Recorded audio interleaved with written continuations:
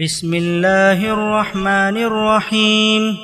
اللہ کے نام سے جو سراسر رحمت ہے، جس کی شفقت ابدی ہے۔ قال فإن اتبعتني فلا تسألني عن شيء حتى أحدث لك منه ذكرا فانطلقا حتى إذا ركبا في السفينة خرقها قال أخرقتها لتغرق أهلها لقد جئت شيئا إمرا قال ألم أقل إنك لن تستطيع معي صبرا قال لا تؤاخذني بما نسيت ولا ترهقني من أمري عسرا۔ اس نے کہا، پھر اگر میرے ساتھ رہنا ہے تو مجھ سے کوئی بات نہ پوچھنا جب تک میں خود تم سے اس کا ذکر نہ کروں۔ بالآخر وہ دونوں چل پڑے، یہاں تک کہ جب ایک جگہ کشتی میں سوار ہوئے تو اس شخص نے کشتی میں چھید کر دیا۔ موسیٰ نے کہا، آپ نے اس میں چھید کر دیا تاکہ سب کشتی والوں کو ڈبو دے؟ یہ تو آپ نے بڑی ہی عجیب حرکت کر ڈالی ہے۔ اس نے کہا، میں نے کہا نہیں تھا کہ تم میرے ساتھ صبر نہیں کر سکو گے۔ موسیٰ نے کہا، میں جس چیز کو بھول گیا اس پر میری گرفت نہ کیجیے اور میرے معاملے میں مجھ پر زیادہ سختی نہ فرمائیے۔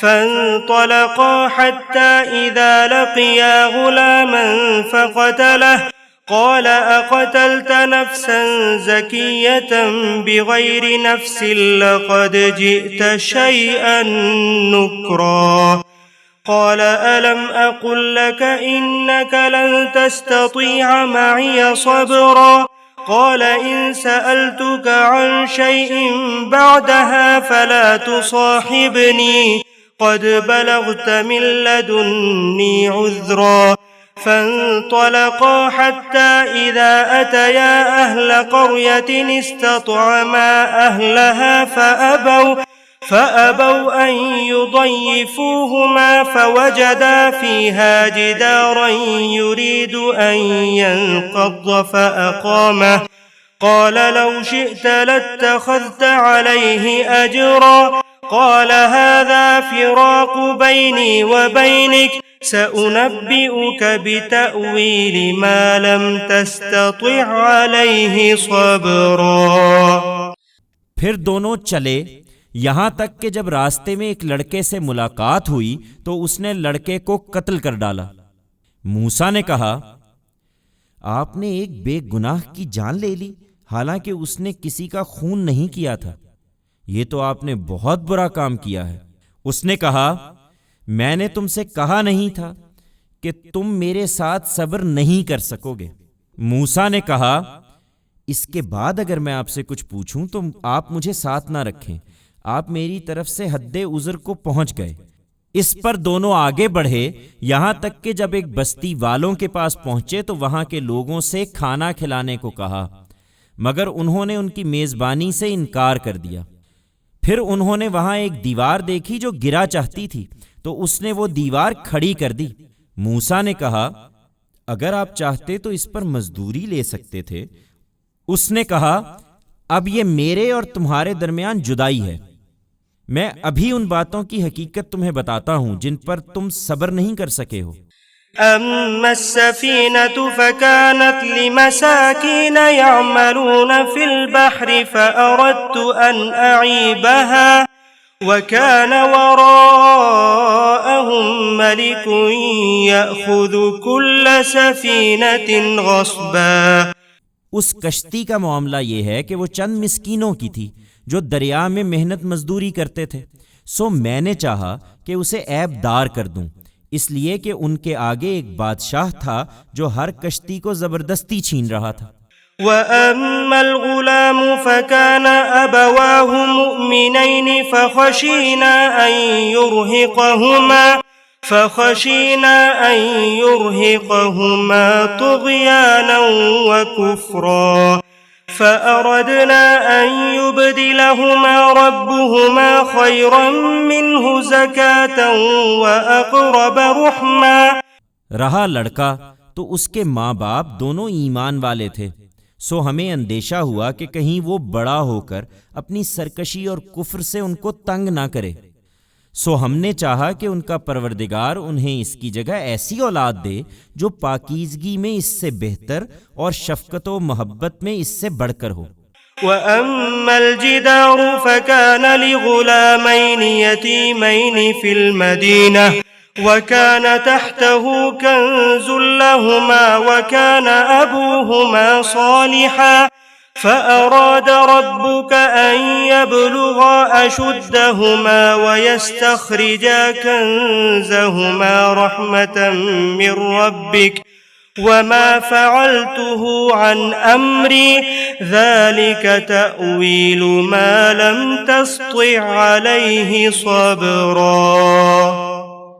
اور دیوار کا معاملہ یہ ہے کہ وہ شہر کے 2 یتیم لڑکوں کی تھی، اس کے نیچے ان کا دفینہ تھا اور ان کا باپ ایک نیک آدمی تھا، یہ دفینہ اسی نے رکھا تھا، سو تیرے پروردگار نے چاہا کہ وہ اپنی جوانی کو پہنچیں اور اپنا دفینہ خود نکالیں، یہ تیرے پروردگار کی عنایت سے ہوا، اور یہ جو کچھ میں نے کیا ہے اپنی رائے سے نہیں کیا ہے، یہ ہے ان باتوں کی حقیقت جن پر تم صبر نہیں کر سکے ہو۔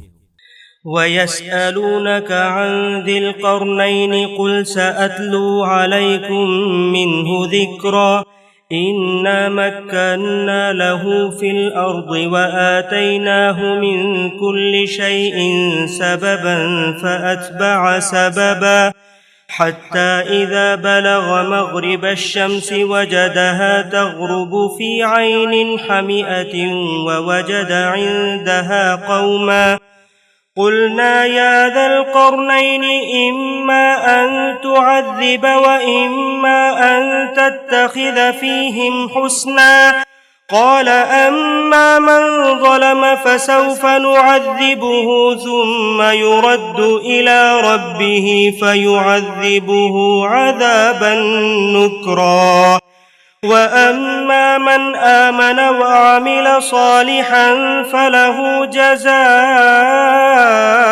الْحُسْنَى وَسَنَقُولُ لَهُ مِنْ أَمْرِنَا يُسْرًا۔ وہ تم سے ذوالقرنین کے بارے میں بھی پوچھ رہے ہیں، ان سے کہو میں اس کا کچھ تذکرہ ابھی تمہیں سناتا ہوں۔